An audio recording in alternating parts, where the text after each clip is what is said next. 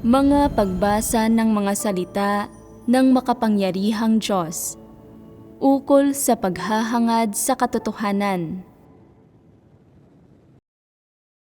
Paano hangarin ang katotohanan? 17. Kung hindi alam ng isang tao kung ano ang mga positibong bagay at kung ano ang mga negatibong bagay, subalit sinasabi pa rin niya, "May konsensya ako at napakatuwid at napakabait ko." Hindi ba't nagpapakita ito ng kawalan ng kamalayan sa sarili? Saan ang gagaling ang iyong pagiging matuwid? Ang isipan mo ay puno lang ng mga negatibong bagay. Ano ang magagamit mo para patunayan na ikaw ay matuwid? Nasaan ang iyong katibayan? Sa anong batayan mo sinasabi na isa kang taong matuwid?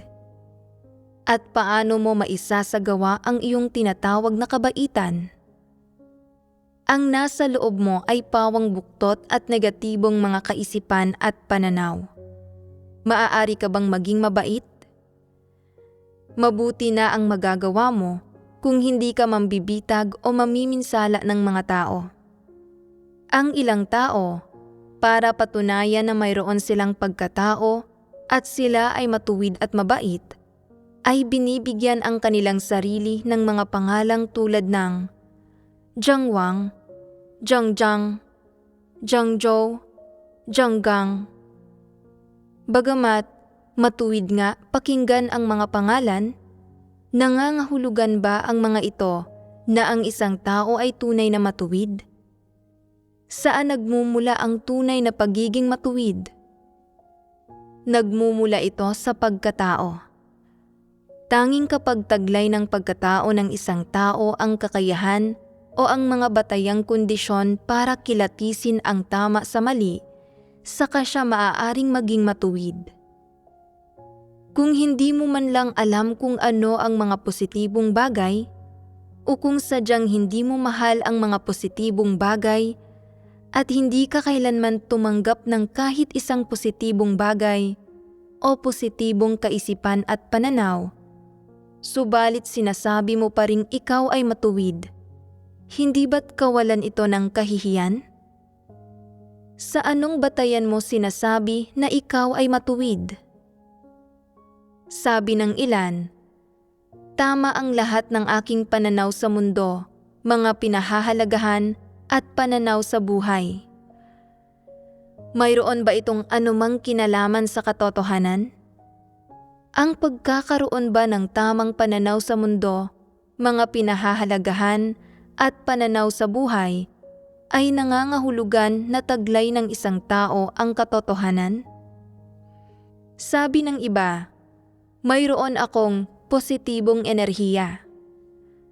Ang mga bagay na sinasabi at ginagawa ko ay praktikal at nagpapatibay sa mga tao. Hindi ako kailanman nagsasabi ng mga bagay na nagpapahina sa mga tao. Hindi ako kailanman nagsasabi ng anumang nakasisira ng loob. At hindi ako nagsasabi ng mga bagay na nagpapahiya sa mga tao o nagdudulot sa kanila na maging negatibo at mahina o na nagpapahina ng loob nila. Lahat ng sinasabi ko ay nanghihikayat, nag-uudyok o nagbibigay inspirasyon sa mga tao. Maituturing ba itong positibong enerhiya? Ang terminong ito, positibong enerhiya, ay sikat na sikat sa lipunan ngayon. Kay dakila, kay sunod sa uso, at kay elegante ng ideya ng pagiging puno ng positibong enerhiya. Sabi ng iba, "Tingnan ninyo kung paano ako nag-uumapaw sa diwa ng katuwiran. Kapag nakatayo ako roon, mukha akong isang sundalo. Maningning ang aking mga mata at matalas ang aking tingin, hindi ako pabasta-basta. Ang mga lokal na siga, kasuklam-suklam na kontrabida at masasamang taong iyon ay hindi nangangahas na lumapit sa akin. Kapag nasa harapan ko sila, nabubunyag ang kanilang tunay na kulay, Ipinapakita nila ang kanilang kaduwagan at nagmumukha silang hamak. Kapag nasa paligid ko ang karaniwang tao, kailangan niyang umasal ng maayos at hindi siya nangangahas na kumilos ng walang ingat. Kita mo, kayang sugpuin ng matuwid na diwa kong ito ang kabuktutan. Ito ba ay pagiging matuwid? Sikat sa lipunan ang pagnakawan ang mayayaman para tulungan ang mahihirap, ang kumilos ng buong tapang para sa isang makatarungang layunin, ang maging mabait at mapagkawang gawa, at ang maging isang bayani sa pamamagitan ng pagsagip sa mga dalagang nasa panganib. Ang ilang tao, pagkatapos gawin ang mga bagay na ito, ay itinuturing ang kanilang sarili na mga bayani, at maraming iba pa ang yumuyukod sa harap ng mga bayaning ito. Sabi ng iba, "Hindi ako kailanman nanlalamang ng mga tao. Puno ako ng diwa ng katuwiran. Ako ay determinadong matuwid at walang kinikilingan, at kaya kong kilatisin ang tama sa mali.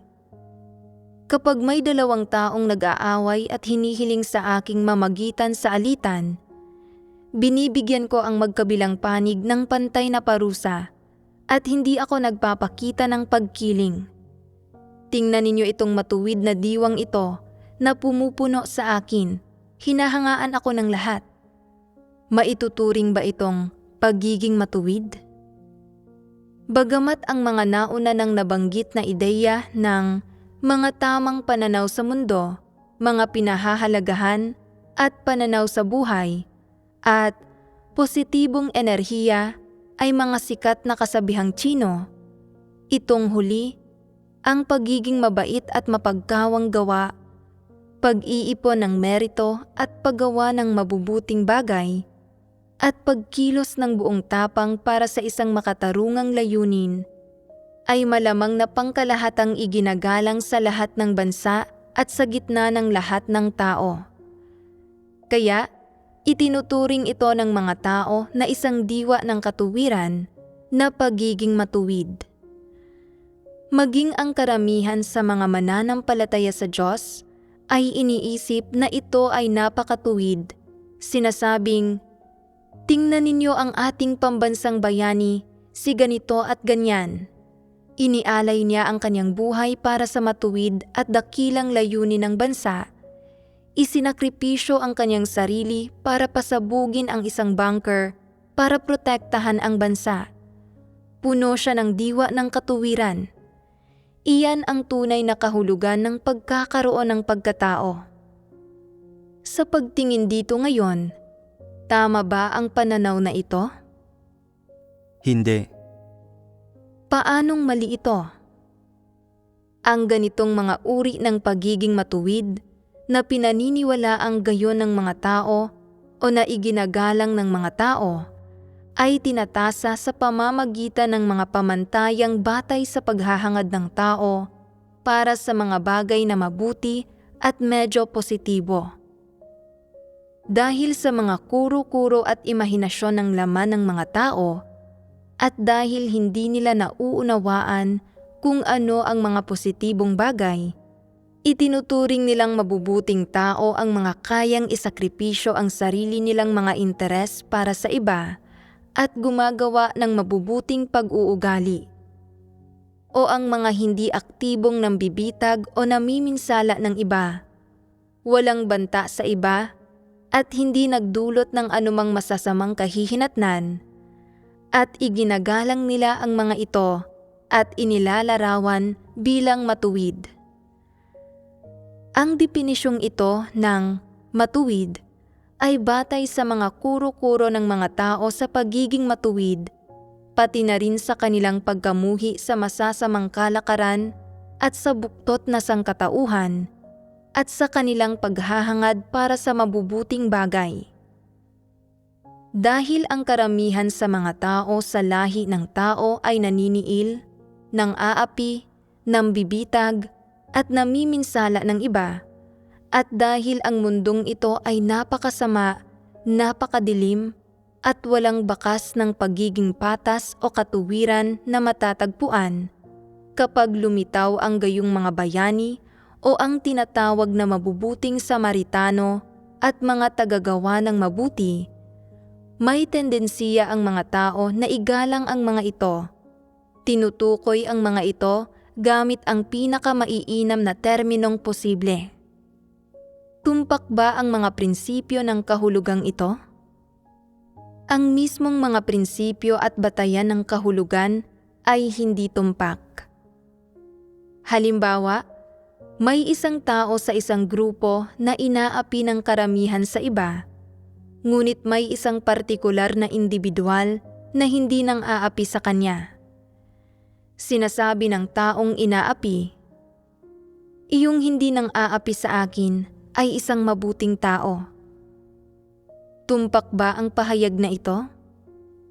Lohikal ba ito? Sabihin ninyo sa akin, ano ang mali rito?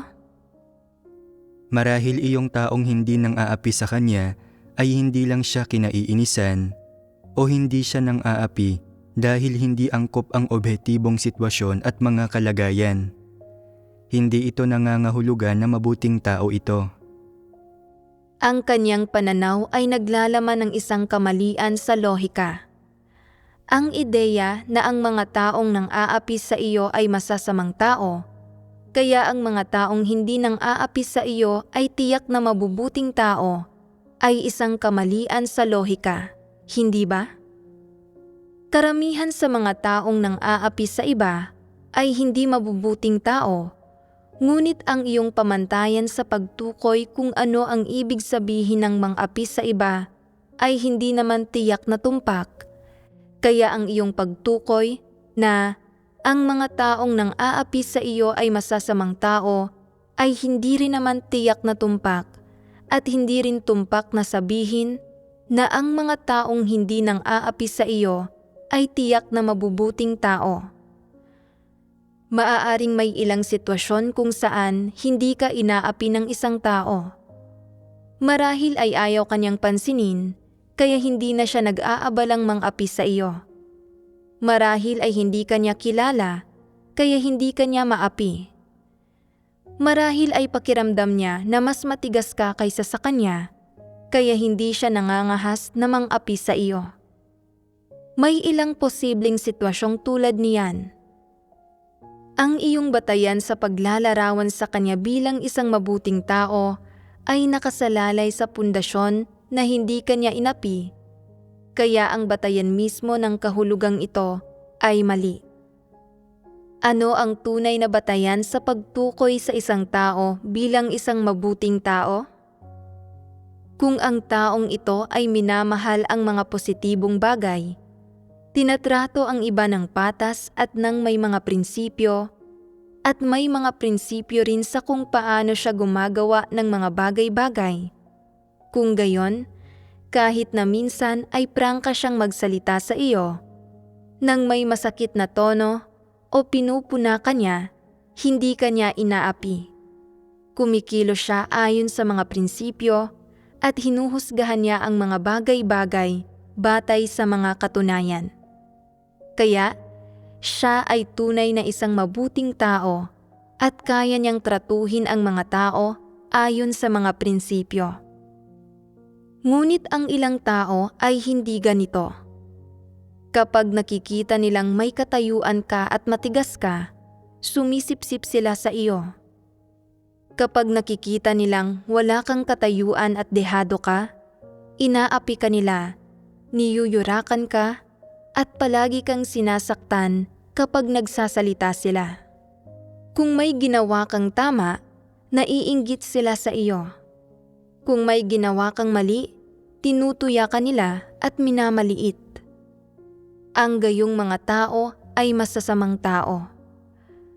Kung sinusukat mo ang mabuti at masama batay sa mga positibong bagay at sa mga katotohanang prinsipyo, ang iyong mga pamantayan sa pagsukat ng mga bagay-bagay at ang mga resulta ng iyong mga pagsukat ay magiging wasto. Ang pagsusuri o kahulugan mismo ng mga positibo at negatibong bagay sa mundo at sa lipunan ay baligtad. Karamihan sa mga tao sa lipunan ay iniidolo ang mga leader na mahal nila, ang mga sikat na tao o mga bituin. Anuman ang sabihin ng mga sikat na taong ito, ng mga bituin at mga leader, iniisip nilang ito ay wasto at walang naglalantad o sumasalungat dito. Paano man maghari-harian ang mga taong iyon sa mga karaniwang tao at mang-api sa kanila, magdiskrimina o mangikil sa mahihirap, o walang pakundangan pangang kumitil ng buhay ng tao na para bang walang halaga ang mga ito, walang tumitindig para magprotesta o tumutol laban sa kanila. Kung gumawa sila ng ilang mabuting bagay para sa kanilang kapakinabangang pampulitika, marami ang pupuri sa kanila at dadakila sa kanila. Kung may isang taong lumalaban para sa katarungan, nalilitaw at ilalantad ang satanikong rehimen o ang mga sikat na tao at mga dakilang tao, sama-sama siyang aatakihin ng masa na desperadong umaasang maalis siya at maglaho. Ano ang ipinapakita nito? Na ginagawa ng lipunan ang lahat ng bagay sa isang di makatarungan at baluktot na paraan. Binabaligtad nito ang tama at mali.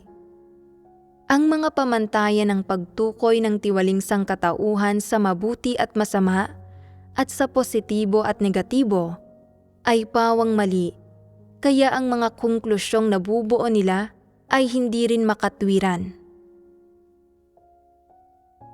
Tingnan natin ang isang halimbawa. Mayroong mga nanloloob at nagnanakaw sa mga bahay, nagnanakaw sa mayayaman para tulungan ang mahihirap. Pagkatapos nilang nakawan ang mayayaman ng mga pag-aari ng mga ito, nagbibigay sila ng tulong sa karaniwang mga tao.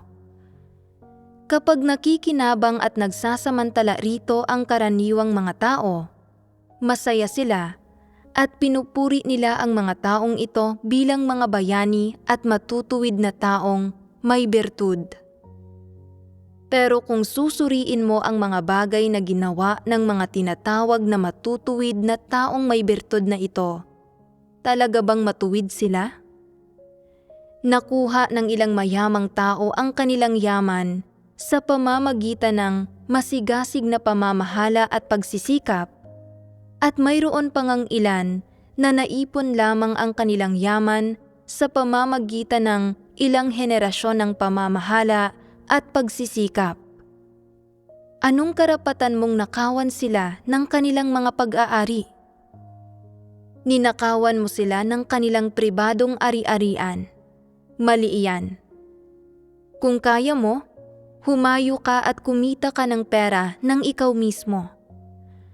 Ang paggamit ng perang kinita mo para tulungan ang mahihirap, maituturing iyang pagkakawang gawa.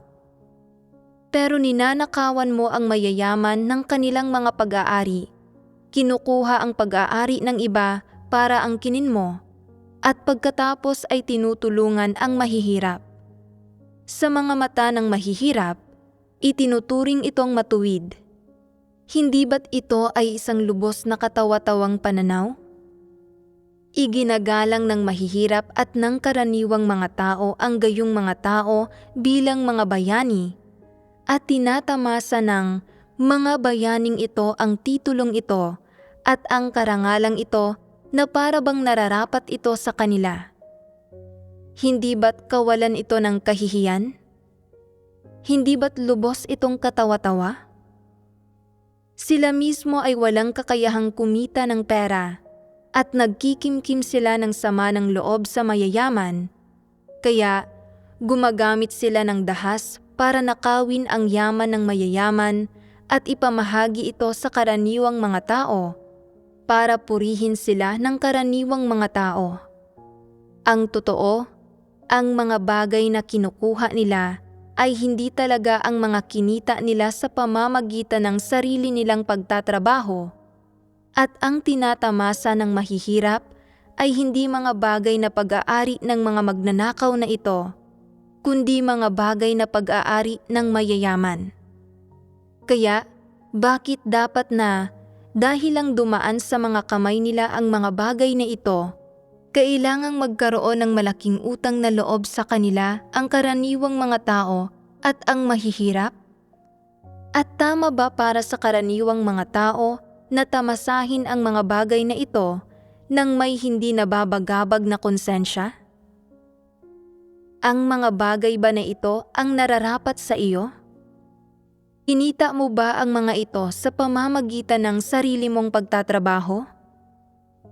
Tinatamasa mo ng may hindi nababagabag na konsensya ang mga ninakaw na bagay na hindi mo pinaghirapan. At pakiramdam mo pa nga ay dapat nakawan ang mayayaman at na dapat mong tamasahin ang mga ninakaw na bagay. Nakukuha mo ang mga bagay na ito ng libre at nang walang anumang ibinabayad na halaga, at tinatamasa mo ang mga ito nang may hindi nababagabag na konsensya. Hindi ba't ito ay kawalan ng kahihiyan? Tinatamasa ng mga tinatawag na bayaning ito ang paghangang ito mula sa mga tao at ang karangalang ito. Ginagawa nila ang mga bagay na ito para bigyang kasiyahan ang sarili nilang banidad. Habang lalo silang pinupuri at iniidolo ng mga tao, lalo silang nagiging parang mga baliw. At nanloloob na nga sila maging ng mga palasyo. Ninanakaw ang kayamanan sa loob ng mga ito, ipinagbibili ito, at pagkatapos ay isinasaboy ang pera sa mga bakura ng mahihirap. Ang paraan nila ng pagtulong sa mahihirap ay sa pamamagitan ng pagnanakaw sa mayayaman. Hindi ba't lubos itong katawa-tawa? Hindi na natin pag-uusapan pa kung ang pagnanakaw ng mga pag-aari ng iba ay lumalabag ba sa batas. Sa usapin ng moralidad at pagkatao, hindi ito katanggap-tanggap at hindi ito ang tinatawag na pagiging matuwid. Ang mga bagay na ninakaw nila ay hindi talaga mga bagay na dapat nilang ariin. Ang mga ito ay mga bagay na nakuha sa pamamagitan ng mabababang uri, marurumi, kaduda-duda, ilegal, at hindi ortodoksong mga paraan. Ipinagpapalit nila ang mga ito para sa ilang salapi, at pagkatapos ay tinutulungan ang mga hindi naman talaga nangangailangan ng tulong o ang mga sa tingin nila ay dapat tulungan, at pagkatapos ay tumatanggap sila ng papuri mula sa mga taong ito at tinatamasa nila ang karangalang ito. Hindi ba't ito ay kawalan ng kahihiyan? Ngunit ipinagmamalaki pa nila ang kanilang sarili at tinatawag ang sarili nilang mga bayani na nagnanakaw sa mayayaman para tulungan ang mahihirap. Ang gayong mga tao ay partikular na sikat sa lipunan. Noong unang panahon, may ilang tinatawag na mga bayani na tulad nito at ang kanilang mga kwento ay kumakalat pa rin hanggang sa ngayon. Hindi ba't katawa-tawa ito? Sa buong sangkatauhan, labis nakakaunti ang tunay na nakakaunawa kung ano ang mga positibong bagay at kung ano ang mga negatibong bagay. Hindi makilatis ng mga tao ang mga bagay na ito. Ilang araw matatamasa ng karaniwang mga tao ang mga bagay na ninakaw ng mga bayani?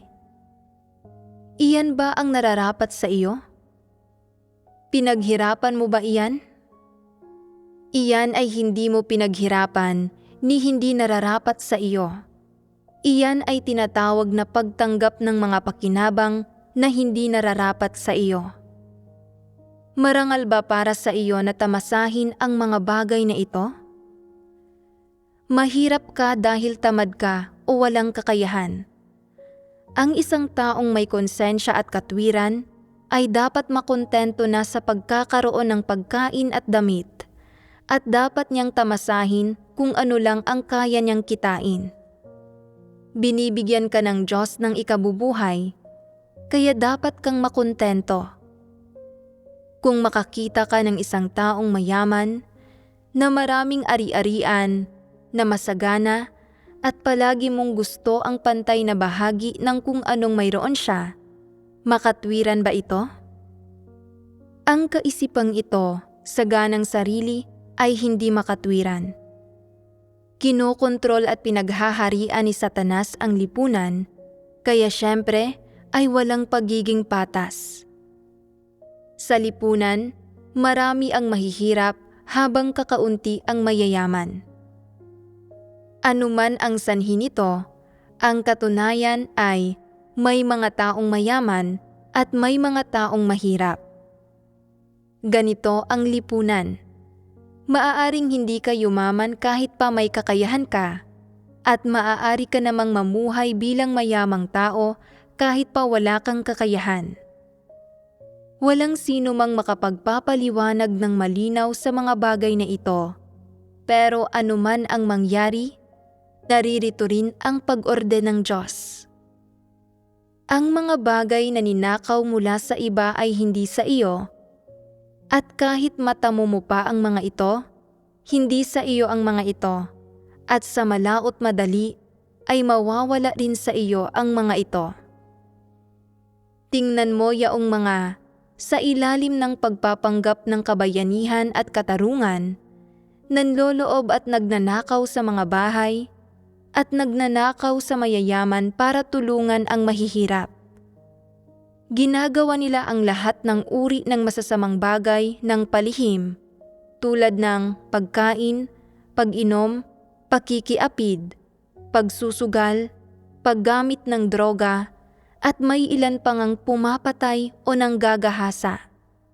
Pagkatapos, dahil lang sa ilang beses na pagnanakaw sa mayayaman para tulungan ang mahihirap, iginagalang na sila bilang mga bayani ng karaniwang mga tao.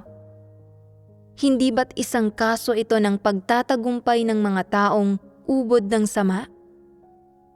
Ang karaniwang mga tao, ang mga kasuklam-suklam, ang mga masang mababang uri, at ang magulong pulutong, ay masaya na sa tuwing makakakuha sila ng kaunting pakinabang at pinupuri nila ang sino mang magbigay sa kanila nito. At paano naman yaong mga bayani?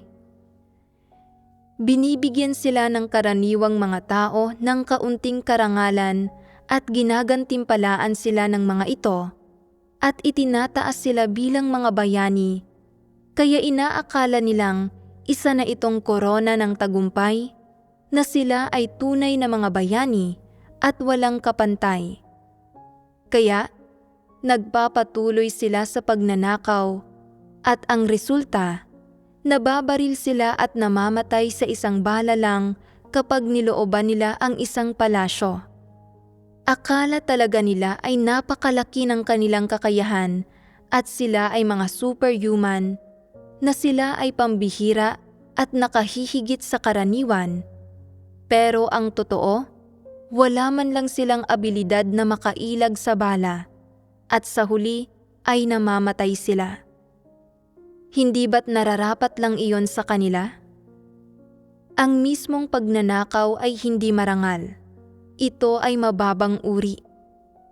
Ang umasa sa pagnanakaw para makuha ang papuri ng mga karaniwang tao, para magkaroon ng magandang reputasyon, para magtamo ng kaunting karangalan, kasuklam-suklam na bagay ito. Sa huli, sila pa mismo ang pumupuri sa kanilang sarili. Hindi makapamuhay ng maayos ang mga karaniwang tao at labis silang nahihirapan dahil lang sa mga opisyal. Tingnan ninyo kung gaano ako nagtataglay ng espiritu ng katuwiran. May malasakit ako sa mga karaniwang taong mababang uri. Matuwid ba ang gayong mga tao? Nagsasalita rin ng baliko ang karaniwang mga tao at ngumingiti sila kapag nakakakuha ng kaunting pakinabang. Kung wala silang nakukuhang anumang pakinabang mula sa iyo, Anuman ang paghihirap na dinaranas mo, hindi ka nila papansinin.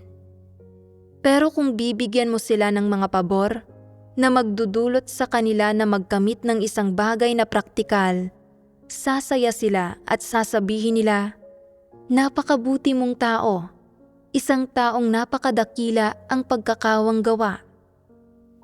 Napakagandang pakinggan ng kanilang mga sinasabi, pero wala ni isang salita roon ang totoo.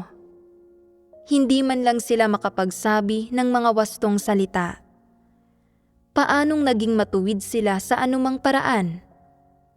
Ang totoo, lahat ng sinasabi nila ay mapanlin lang.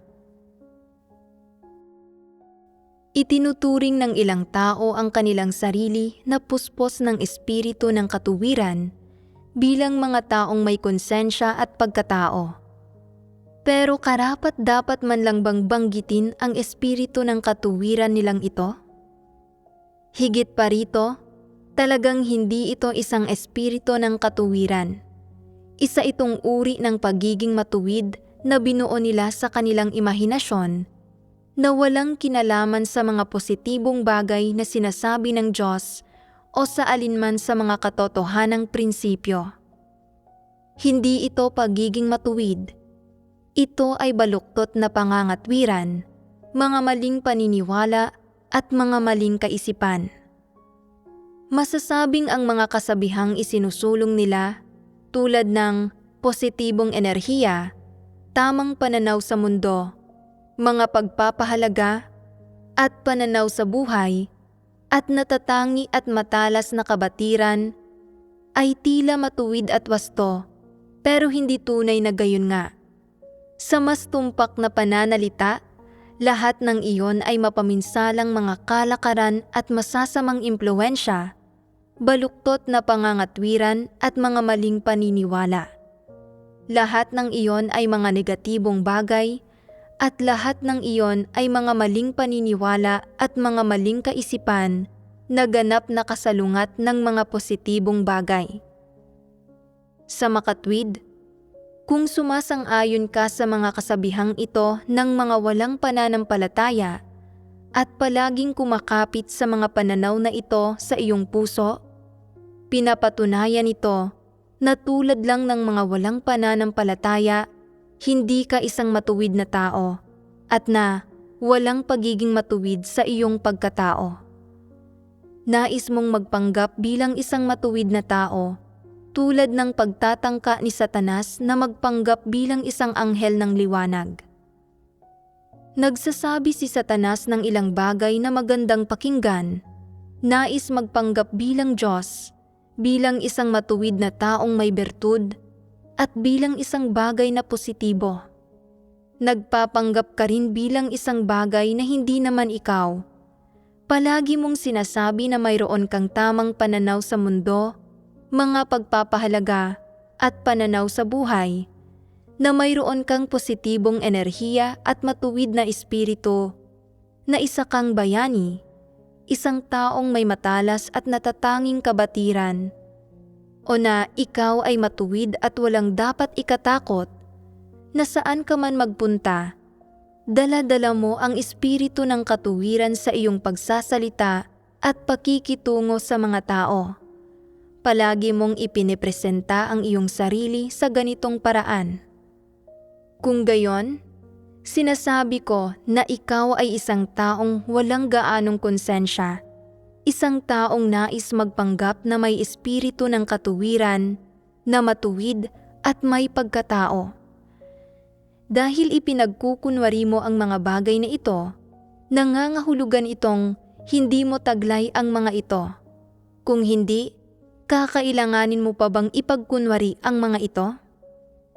Kung tunay kang may pagkatao, hindi mo kakailanganing ipagkunwari ito at hindi mo rin matatanggap ang mga kasabihang tulad ng tinatawag na tamang pananaw sa mundo, mga pagpapahalaga at pananaw sa buhay, positibong enerhiya, pagkakaroon ng espiritu ng katuwiran at pagkakaroon ng espiritu ng pagkabayani. Hindi mo tatanggapin ang mga negatibong bagay na ito, Hindi na kailangang sabihin pa na matapos makarinig ng napakaraming sermon hanggang ngayon, dapat ay mayroon ka ng pagkilatis sa mga bagay na ito. Kung may pagkatao ka, matagal mo na sanang itinakwil ang mga negatibong bagay na ito. Kung may isang taong magpresenta ng mga kasabihan at argumentong ito, kahit pa wala kang pagkilatis, hindi mo tatanggapin ang mga ito mula sa kaibuturan ng iyong puso. Iisipin mong ang mga bagay na iyon ay masyadong hindi totoo, na ang mga bagay na isinusulong ng mga tinatawag na sosyologo, edukador, at intelektual, mga tinatawag na sikat na tao at dakilang personalidad, at yaong mga demonyo at mga haring dyablo ng mundo, ay pawang mga bagay na nagsasabi sa mga tao na magkunwari. Gaya ito ng isang kasabihang popular sa lipunan, kung ang lahat ay magbibigay ng kaunting pagmamahal, magiging magandang lugar ang mundo.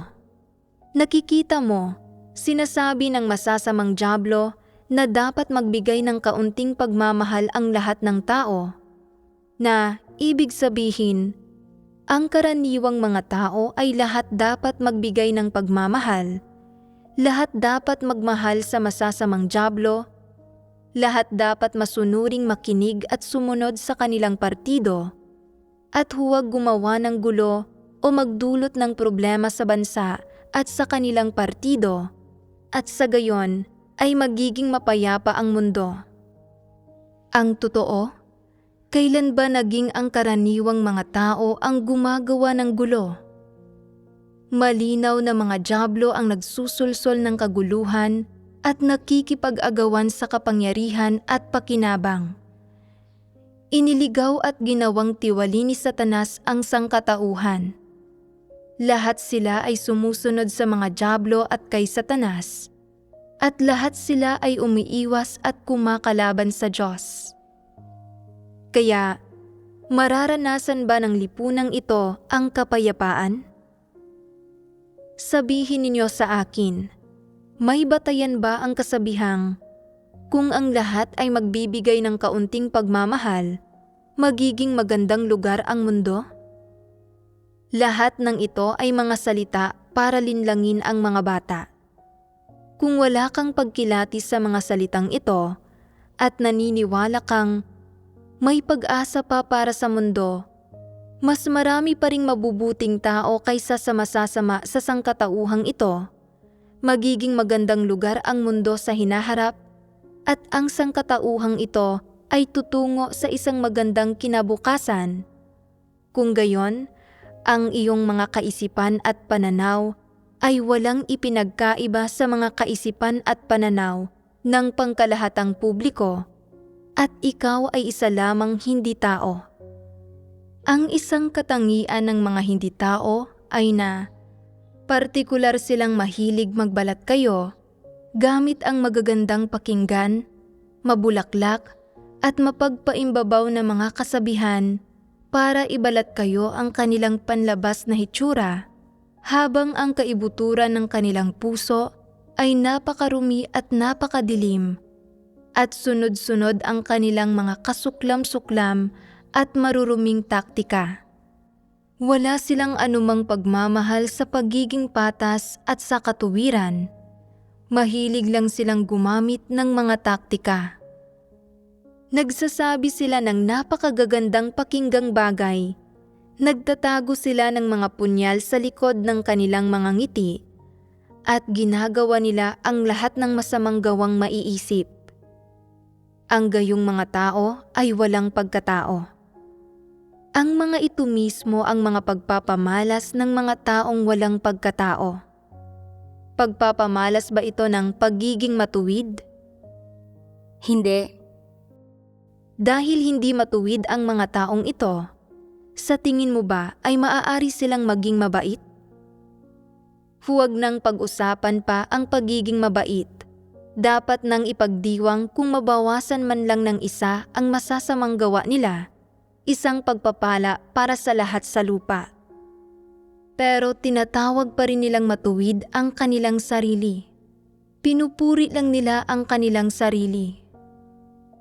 Hindi man lang nila alam kung ano ang mga positibong bagay, at kahit pa matapos makarinig tungkol sa mga positibong bagay, sa kanilang puso ay hindi nila gusto ang mga ito at nasusuklam at nandidiri pa sila sa mga ito. Pero sinasabi pa rin nilang sila ay matuwid at mabait. Sino sa akala nila ang niloloko nila? Ang tinatawag na pagiging matuwid, kabaitan at katwiran ng sangkatauhan ay hindi nakabatay sa mga positibong bagay, ni hindi nakabatay sa mga katotohanang pamantayan. Kaya, ang pagiging matuwid, kabaitan, pagkamakatwiran, at ang konsensya at katwiran ng mga tao, batay sa pagpapakahulugan ng sangkatauhan, ay pawang hindi tumpak, walang batayan sa katotohanan, at pawang mga baluktot na pangangatwiran at maling paniniwala. Kung ang isang tao ay may konsensya at katwiran, una, siya ay isang taong kayang kilatisin ang tama sa mali. Ikalawa, nalalaman niya kung ano ang wasto at ang hindi wasto. Kakatapos lang nating magbahaginan tungkol sa pagkilatis ng tama sa mali. Suriin mo ang iyong sarili at pagkatapos ay suriin mo ang iyong mga magulang at ang iyong mga kapatid. Mayroon ba sa inyo na mga taong kayang kilatisin ang tama sa mali? Ikaw ba ay gayong tao? Kung ikaw ay isang taong kayang kilatisin ang tama sa mali, kung gayon, sa hinaharap, ang iyong pagtanggap at pagpapasakop sa katotohanan ay magiging isang natural na bagay na lamang. Sa pamamagitan ng kaunting pagsisikap, pagtitiis ng kaunting hirap, at pagbabayad ng kaunting halaga, magagawa mong makamit ito. Kung gayon, may pag-asa para sa iyong kaligtasan. Kung hindi ka isang taong kayang kilatisin ang tama sa mali, at sa nakaraan ay tutol ka sa katotohanan, hindi mo ito matanggap at ayaw mong isagawa ito, at sa pagbanggit pa lang ng pagtanggap at pagsasagawa sa katotohanan, ay lubos kang naiinis at pakiramdam mo ay parang naipit ang ulo mo sa isang gato, naghihirap at walang kalayaan, kung gayon, sa hinaharap ay magkakaroon ka ng parehong pakiramdam tungkol sa pagtanggap at pagsasagawa sa katotohanan. Hindi mo tatanggapin ang katotohanan. Ang iyong kawalan ng kakayahang tanggapin ang katotohanan at ang iyong pagtutol dito ay hindi dahil sa maikling panahon ka palang nananampalataya sa Diyos, ni dahil hindi ka dinisiplina ng Diyos o hindi ka niya pinanagutan. Ang mga ito ay hindi ang tunay na ugat na mga dahilan. Ano ang tunay na ugat na dahilan? Wala kang abilidad na kilatisin ang tama sa mali, ang pangunahing kondisyong ito, kaya sa hinaharap ay hindi mo pa rin matatanggap ang katotohanan at hindi mo makakamit ang pagpapasakop sa katotohanan. Sinasabi ng ilang tao, kung hindi ko kayang tanggapin ang katotohanan o magpasakop dito, magkakamit pa rin ba ako ng kaligtasan? At ano ang masasabi ninyo? Makapagkakamit ba sila? Hindi. Ang sagot ko ay, napakahirap sabihin. Bakit napakahirap sabihin? Dahil sa dami ng nasabi ko na ngayon at sa dami ng nailista ko ng mga pagpapamalas, hindi tiyak kung maitutugma mo ba ang iyong sarili sa mga ito o makikilala mo ba ang mga ito sa iyong sarili. Bukod pa rito, hindi rin tiyak kung maaarok mo ba ang mga bagay na ito at ang mga aspektong ito ng katotohanan na aking sinabi. Sa makatwid, kahit hindi ko sabihin sa iyo kung maliligtas ka ba, matitiyak ito ng bawat isa sa inyo batay sa inyong saloobin sa katotohanan at sa mga positibong bagay. Hindi ko na kailangang sabihin ito sa inyo ng napakalinaw at napakadiretsahan. Alam na ninyo sa bawat puso ninyo